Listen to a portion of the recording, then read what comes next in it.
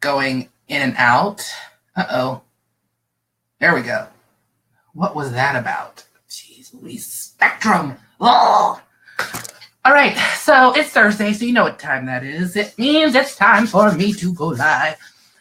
Hi, everybody. Those of you who don't know me, my name is Mimi, and I am the owner of Debbie's Angels Productions here in Jacksonville, North Carolina.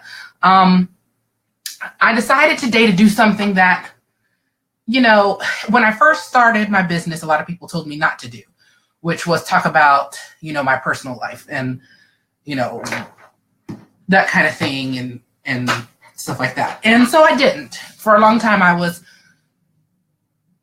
scared to do it. I'm not a pity party person, so I didn't want anyone to think that I needed a pity party for some of the things I've gone through. And so I didn't, and I just shied away from it. But, you know, the more my name started getting out there in the company and things, I started talking to people, the more people asked me about how I got started into theater, why I'm in Jacksonville, all these types of things. So I decided, you know what? I'm just going to put it all out there, regardless of what people think I should and shouldn't do. So, I mean, I do that anyway. So let me start from the beginning. I'm going to try not to keep you that long. To start with, you know, people say, well, what happened? Like, why are you, you know, into theater? And, you know, how long have you been into the theater? That kind of thing. When I was young, I was bullied quite a bit. And it took a while for me to fit in anywhere. I was bullied because I was fat. I was dark-skinned. I mean, I was just bullied. I was picked on quite a bit. I didn't seem to fit in, you know, that much. And so you know what that can do to a child in elementary school and middle school and things like that, to their self-esteem and all of that. So for a long time, I dealt with that and, you know, body image and hair and, you know, all those things that kids deal with. And then once I started, you know, I was always doing stuff in church, like singing, doing the church plays, things like that. And then when I got to middle school, I was, you know, obviously in chorus and, you know, doing the shows and things like that. And then when I was in 8th grade, we were allowed to audition for the High School Musical. And at that time, I had no idea what it was. I just remember my course teacher, Mrs. Milne, she said, hey, you need to go audition for this musical at the high school. And I was like, okay. And it was called MAME. I didn't know it was pronounced MAME. I was like, Mammy? Mamie? Like, I didn't know.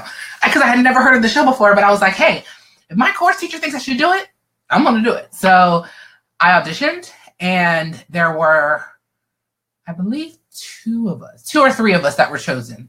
3 of us that were chosen to be in the show. From the 8th grade. And that pretty much kicked off my obsession with theater. Once I got into it, I then felt like I became accepted. And that's a lot of what some of the kids that I deal with now will tell you, is that, you know, when you get into the theater family, it's a different family. You all share the same ideas. You know what I mean? You're on the same page. A lot of the time, you think about the same things. You like the same things, that kind of stuff. It's just different. I don't know how to explain it. So I felt really accepted. I got to do shows with the amazing Claire Zawistowski. And I tell people all the time, and I will say it until the day I die, that if it wasn't for Claire, I would have dropped out of high school and gone and gotten my GED and then gone to college. I hated high school. I know it may not seem like that to some people, but it was just not for me. Literally the only thing that kept me there was being in chorus, being in show choir, being in musical. Yeah, quite frankly, that's what kept me there. And in order for me to stay in that, I had to keep my grades up. So, and that's what kept me there. And then I felt accepted. And then my senior year, Ms. Z helped me, find monologues and this and that. And I auditioned for the American Musical and Dramatic Academy in New York City. Now, I didn't think this little country girl from Jacksonville, North Carolina was going to get accepted into the school. Me and my cousin, Sierra DiNapoli, went and auditioned the same day in Raleigh. She was auditioning for the musical theater program, and I was auditioning for the studio program. And the difference is the musical theater program, you have everything. You have dance, voice, acting, that kind of thing. Studio program is acting, film and TV, and movement, which was a lie because it was really dance. So I chose the studio because I was like, well, I don't want to take ballet, so I'm going to choose studio. And I chose voice and dance as electives. Oh, but the trickery. Ooh, the trickery. When we so I got accepted. I remember the day I got the letter. I was working on spring break. I was working at the movie theater. My little sister called me and said, you got a letter here from AMDA. And I was like, oh my God. Okay, is it small? Is it big? Like, what is it? It was slow at the theater that day. My manager told me I can go home. I went home. I went straight to the bathroom because my stomach was so nervous. And I got home and I opened it and it said I got in. And I had already been accepted to some other North Carolina universities at that time, but this was it. I was like, I have to go. Like, I gotta go. My mother, of course, she was not happy at first because my mother knows me and she knows that if I'm gonna go somewhere, I'm gonna go. And that's just what it is. Like, it doesn't matter. I mean, if I'm gonna go to New York City, I'm gonna go with or without permission. You know what I mean? With or without your blessing. So even on the way up there and driving me up there, she was like, I'm gonna turn around right now. I'm gonna turn this car around right now. And I'm like, no, you're not. No, you're not. You're gonna let me go to New York. Mind you, I didn't have anybody up there. I didn't have any friends or family in New York. So I was literally jumping into the melting pot, just jumping in there. Okay. First weekend, that weekend there, it was rough. The struggle was in fact real. I remember people were making friends so fast. And I was like, how is this possible? How are you guys like BFFs? You've only known each other for like 24 hours. And I remember calling my mom. They were staying at a base in Brooklyn. And I remember calling her crying like, I don't have any friends yet. Nobody wants to talk to me. And she was like, you suck that up right now. You want to be up here? So you go out there, you're going to make friends. Wait till class starts on Monday. That's when you're going to start making your friends. And sure enough, she was right. Once the classes got going and we started talking to each other and, you know, having to meet people from different walks of life, it was incredible. It was a complete culture shock to me. New York City was absolutely complete culture shock. I learned so much, even just from my fellow classmates. But again, it was a struggle. You realize that what you think you know about theater, you don't know anything. You really don't. I had a professor, Lisa Jacobson, who would rip us apart. I think that was literally her job. And your first semester was to rip you apart, rip you down to shreds, break you down so that somebody else can build you back up, because that's exactly what happened. And you know, that's why I always tell people you got to have a thick skin, because these teachers are not your high school teachers. These teachers are going to tell you flat out whether you need to be here or not, whether you're going to make it or not. And if you can't handle that, then you got to go. And unfortunately, some people left because they couldn't handle it. I didn't, because I was like, well, no, I'm going to be here. So starting class, not realizing that you have class from like 8 to 4, sometimes 5, depending. And then after class, you have rehearsal with your scene partners, or you have to learn a monologue by the next morning, and it better be dead on.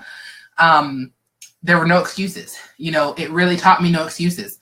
Even when I started working, it didn't matter that I was working. If Professor Pearson said, I'm giving you this monologue in the scene, and it better be memorized by tomorrow, it better be memorized by tomorrow. You know what I mean? So it's just one of those things. So did that. I was up there for 9/11. I remember they came and got us out of class. And it was like a it was like a movie scene, honest to God. When we came out of class and there were people who were running and looking around and screaming and crying. And I remember going to my dorm room trying to call my mom, but at the time I had AT&T, through the dorm phone, and it was in the tower. So we couldn't call. Finally, one of the students later on that day had like a cell phone that was working. And so I was able to contact my mom and say, Mom, I'm okay, because she had been calling, and I was like, Mom, I'm fine, we're good, don't worry about us. The towers were more downtown, not with us. There were some students whose family did work in the towers, and so everybody was trying to locate them. I mean, it was a mess, and I just remember that night, it was like a ghost town. I'd never seen New York City like that. It was all the debris and all of the smoke was floating up to us, and you could barely see your hand in front of you. And the smell was just horrific, and they weren't letting people in and out of the city. And of course, my mama tried to get, but they weren't letting people in and out of the city for, I think, at least a week. And then that next week, my mom came up with all my family, because that's just how we do. And it was good for us, and it was good for the people in my dorm, because,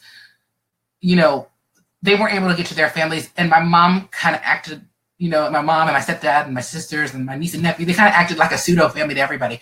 So they let my family stay in the dorm, you know what I mean? And my mom cooked for us. I mean, it was great. She tried to make me come home, but I wouldn't. Because I'm stubborn. I'm an Aquarius. What can I say? And so I said, no, I can't come home. I can't come home because then they win. They win if I come home, So I didn't come home. I finished. I graduated. The struggle after college is even worse, okay? I was in a 1-bedroom apartment, which was an illegal sublet, by the way, with 3 people. And in the Bronx, Riverdale, Bronx, which was like way out there. It was like we took the subway to the last stop, and then you had to get off and take a bus to where our apartment was. That's how far away it was. But I'm gonna be perfectly honest with you, it was some of the best times we ever had. Like, it really was. Even though we were struggling, it was really great. I telemarketed for like 3 weeks. I found out real quick I wasn't good at that. And then I started hosting at a restaurant called Ducks in Manhattan. And for a year and a half, I auditioned, and I didn't get anything. Not one thing. And so that's when, as I had said on the video before, Essie Pathan Murkison came to the restaurant I was working at, and she said, well, you got to do free stuff. You got to build your resume. Nobody knows who you are, that kind of thing. So once I did that, I booked my first professional gig, which was the Good Old Girls Tour. And I kind of took off from that. When I came back from the Good Old Girls Tour, that was actually Reward. That's what I was supposed to show you next, was Reward. Sometimes I just get to talking and I forget about these things. So get used to it. So I had the tour. At the end of the tour, I came to my OBGYN just to have, my regular checks or whatever. She had asked me, she said, is there anything bothering you? And I said, well, I got this little rash on my face right here. I said, it's just not cute. And at the time, I had just booked another tour with Ain't Misbehavin', and that was going to start in January. So I only had about I came home from Good Old Girls in November. So yeah, I only had like a month and some change before I had to get back on the road. And she said, I'm going to do some tests just to see something. So the next day she came back, she called me back in. She said, you have lupus. And I was like, I don't know what that is. I have no idea what lupus is. I've never heard of it. And so she gave me this pamphlet and these reading materials, asked me a lot of questions, asked, was there anyone in your family that had it? And at the time, nobody had. It was just me. And if there was, I didn't know. So I was like, no, it's just me. I'm the only person that I know of that has it. So she was like, well, we have to do further tests. Why does it look like my computer's lagging? I'm sorry if it is, guys. I have all my bars on my internet. This is crazy. Spectrum. Oh. But she asked me. She said, "Well, look, we have to do more testing. You're going to have to go to a nephrologist, a rheumatologist, all these different things." It's not, thank you, Jenny. Thank you so much. Because on my end, it looks like it's, I hate Spectrum. So I said, okay, well, I can't do that right now. I have to go on tour. So I went on tour, got back off a tour about in May of that next year. So all of that summer, I just got test after test after test after test done. When I tell you I've had every test in the world, MRI, scans, CAT scans, I've been probed, prodded, gutted, you name it, it was, thanks, Jenny. It was, I've had it. And so at the end of all of that, they said, yes, you actually do have lupus. And it looks like you might have a little kidney involvement. We're going to have to keep an eye on that. Well, I just booked another tour. And I was like, okay, can you just give me some medicine? Because I got to go on tour. So they put me on some medicine and I did all that. And then I went on the tour for the Best Little Whorehouse in Texas. Did that for about 8 or 9 months. And then came back from that. And in between gigs, like when I had like 2 months off, I would go wait tables or host or bartend or whatever. And so I went back out on tour in August, came back of May that next year. And then what happened? Okay, so then I started working at a restaurant. I started hosting again. Then they made me assistant manager. And I was comfortable, okay? So I did that. I auditioned here and there, but it was like, I wasn't as motivated because I was so comfortable in getting a steady check every week because I was managing and doing this and that. Well, after a while, that gets boring, especially when you're not doing, I believe, when you're not doing what you're called to do, that gets very boring. So I quit assistant managing, went back to waiting tables, and then literally, like, of course, I didn't tell my mom until afterwards. So I quit like that Friday. That whole weekend, I was like, oh, what am I going to do? Got to find a new job. So that Monday, I went and applied to be a bartender at this other place. That Tuesday, I auditioned for another tour. That Wednesday, I got hired as the bartender. That Thursday, I had a call back for another tour. Started working at, as a bartender for that other place. That next Friday, the tour called and said, we want you, we got to fly you to LA in 2 weeks. I was like, okay. So I had to quit my job at the cafe, which was fine because they said, look, whenever you come back, just let us know. You're more than welcome to come back here and work. So I did that. Went on tour with You Don't Know Me, which it was produced by Peaches Inc., who is Tyler Perry's stage company affiliation. Marky Swinton, one of the best directors on the face of this planet. He was my director. I learned so much from Mark Swinton. Like right now, he produces for The Have and the Have-Nots and all those shows, and he directs. He's just an amazing human being. He really is. I did that tour. When I came back off of that, I was back in New York. Here we go with the drip. Remember when I was having this nasal drip issue? So came back off of that tour. Height of my career, right? I was doing stuff. I was, then I went back to waiting tables for a little bit.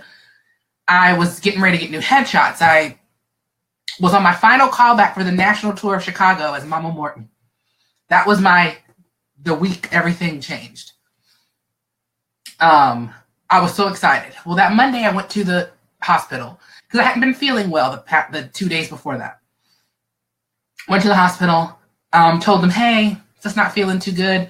Stomach hurts real bad, but I got to work tonight, so I need you to just give me a shot or a pill or something so I can go work. So they do some tests. They're like, oh my gosh, I think your appendix burst. And I was like, okay, is there like a pill or something you can give me? Because I have to go to work tonight.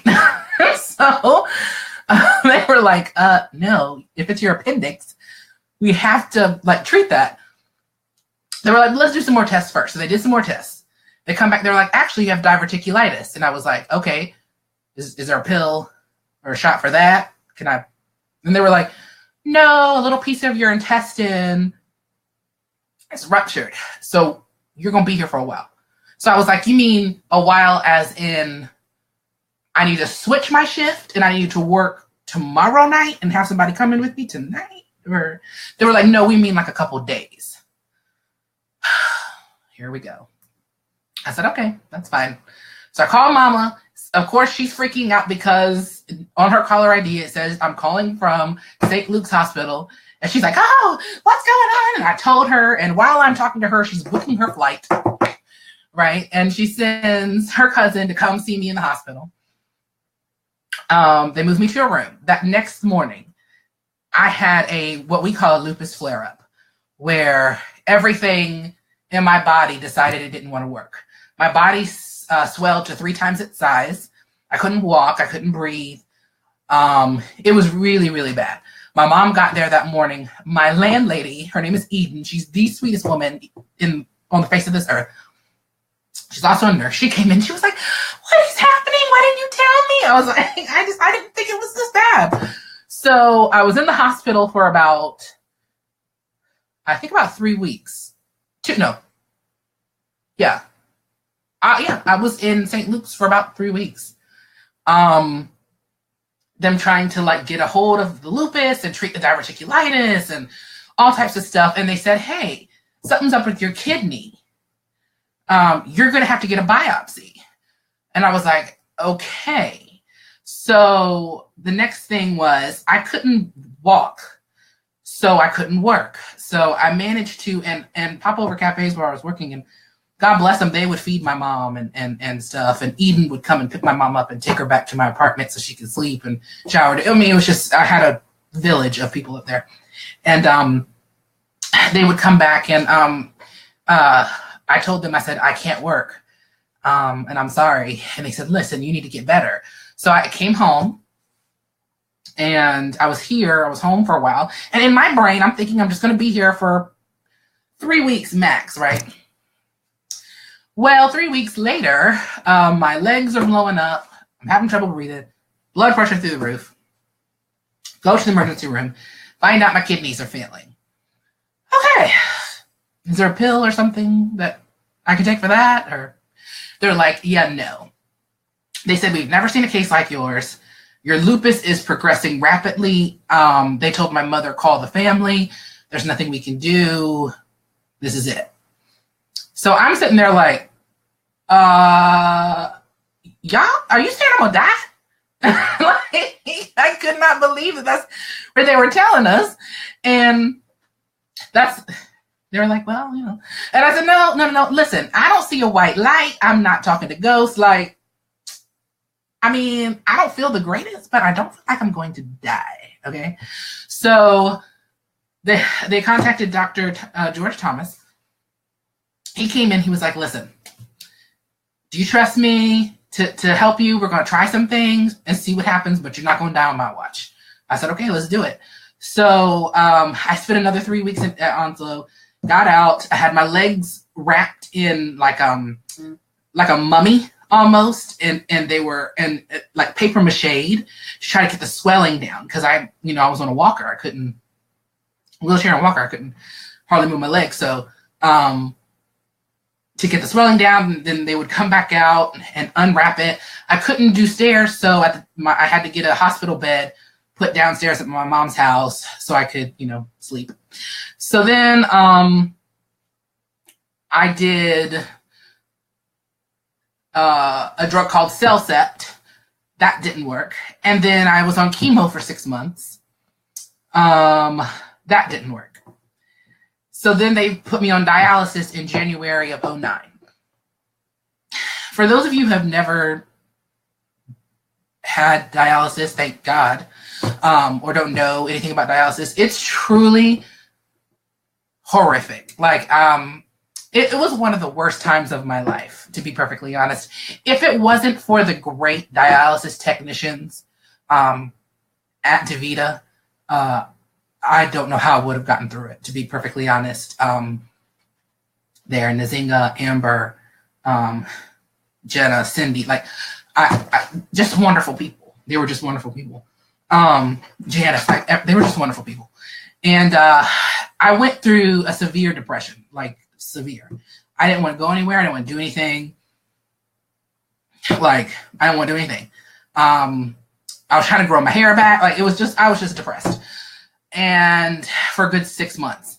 And then I remember my pastor saying, hey, do you want to direct a show at church? And I was like, no, in my brain, because then I went, well, he's a man of the cloth. I really can't say no to a preacher. So I was like, okay, I guess. Like, what do you want me to do?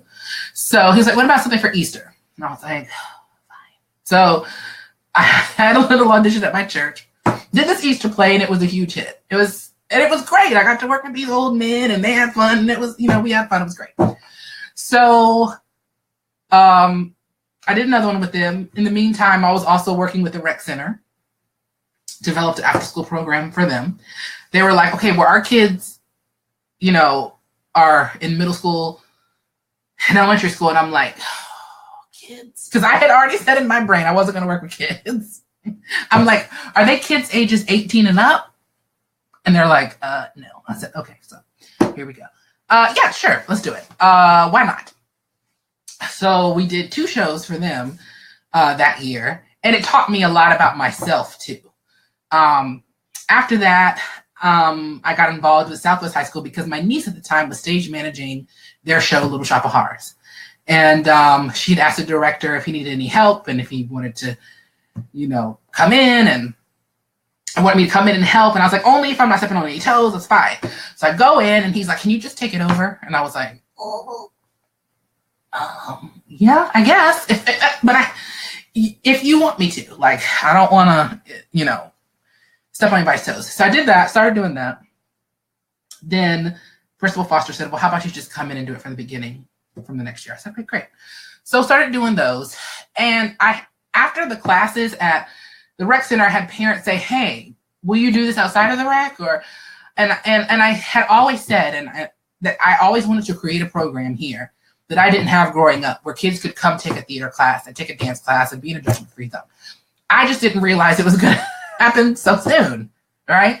But you know what they say about our plans. You know what I mean? So I said, okay, so let's do it. So then January 2012, DAP was born. And the name, everyone's like, where'd you get that name? My mother's name is Deborah Matthews. She was a lieutenant at Jacksonville Police Department here for about 25 years. And she has 3 girls, my older sister, Stacy, me, and my little sister, Jordan. And so they would always call us Debbie's Angels. They'd say, oh, Debbie and her angels. There goes Debbie and her angels. So that's where it came from. And so that's why I named it. I started that fall. I did National Night Out, handing out flyers for Annie Junior auditions. I was so excited. Literally the day after National Night Out, August 8th, 2012, I get a phone call at 4:45 a.m. It's my mama going, you better call ECU back. They just called here looking for you. And I was like, oh, I didn't know they called my cell phone, and I didn't recognize the number. So I just put it in voicemail. So I called them back. They were like, hey, we have a kidney for you. And I was like, what? They were like, yeah, you came up on a list now. It's your time. We have a match. Is this a good time? And I was like, now, mind you, here I go thinking, okay, wait. So then I asked her, I said, I have an Annie Junior workshop coming up in about 3 weeks. Will I be better by then? She was like, no, you won't be allowed to be around people for 5 weeks. And I was like, all right, that's fine. So she was like, well, I mean, if you want to wait. I was like, are you kidding me? I waited 5 years. No, I might need this kidney.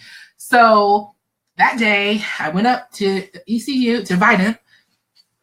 got my kidney that afternoon, woke up looking and feeling like Frankenstein, had tubes and things hanging out of everywhere. And I was there that Wednesday to that Sunday because they said, if you start walking, the sooner you start walking, the faster you can get out of here. So I tried to fly out of that bed. And so I got my transplant. And that meant no more chemo. No more chemo. No more dialysis. None of that. So it has now been 5 years and 6 months since I had the transplant. In the beginning, it was very rough. Again, I was depressed yet again because your body's going through so many changes. When you're sick for so long and then they switch you over and say, hey, you got to eat tons of protein now. You have to drink triple the amount of water you were allowed to drink because on dialysis, you're on a fluid restriction. So now they're going, no, we need you to triple that. You have to drink water. You have to eat. You have to do, and it was hard and it was painful and there were a lot of things. And you want to follow everything to the T because you want to keep this kidney. It was a cadaver kidney, meaning someone who died, who was a donor. I don't know too much about him. I do know he was 40 or 41.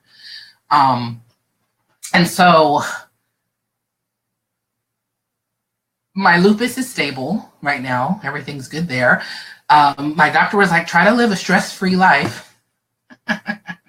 He was like, try to have a stress-free career if you can. I'm like, you don't know me. But for the most part, I do.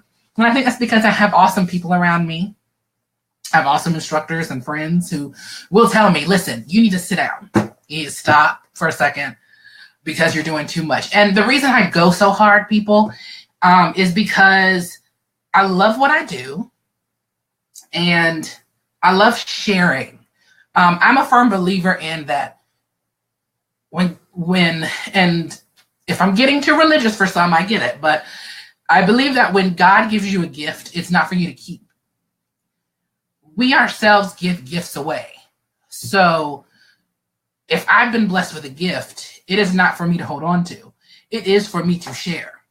So if he gave me the gift of being able to teach others how to perform, how to be their best on stage, but also confidence and self-esteem and talking to people and making eye contact with people and having the confidence to stand up in front of your classroom and give a speech or having the confidence to go to that board and figure out that problem. That is more to me than anything. And I talk about this black box theater all the time because it's something that has to happen. I'm not saying it from a money point of view.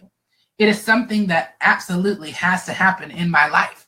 I know that, you know what I mean? Like I know that.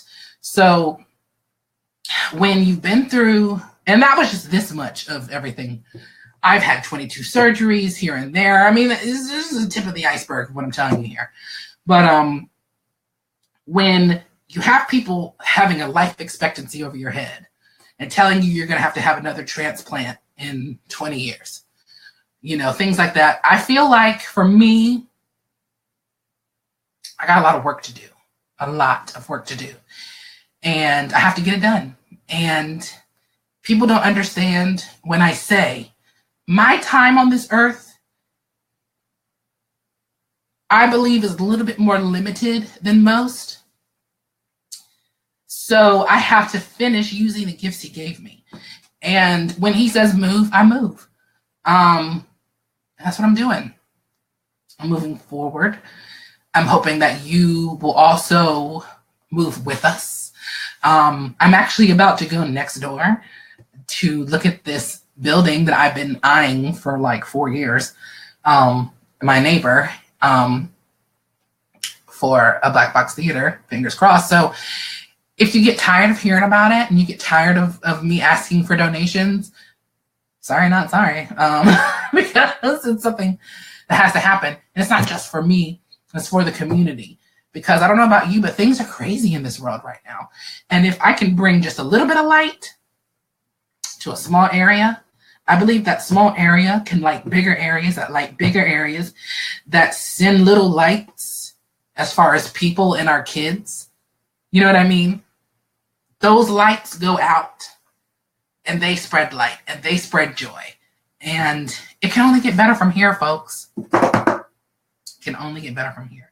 So that's a little bit of me, a little bit of who I am and what I've gone through. And if you have a similar story or you want to learn more about lupus, let me know. Or, you know, if you're not sure, if you're feeling fatigued and you can't explain it, if you have rashes and you can't explain it, you know, if you get rashes when you're in the sun and you don't know why, talk to your doctors. Tell them to do an ANA test. That's what they do for lupus, and see, because it's more common than we know, but it's treatable. So it doesn't go away, but it is manageable.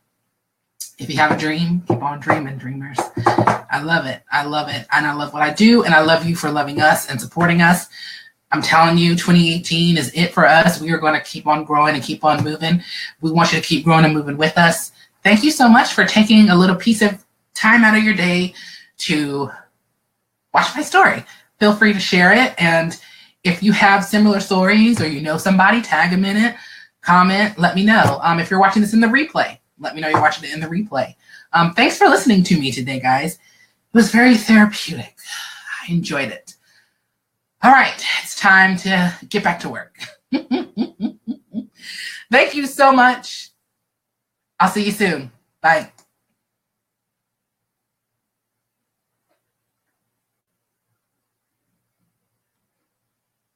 There's no music playing. I'm just dancing.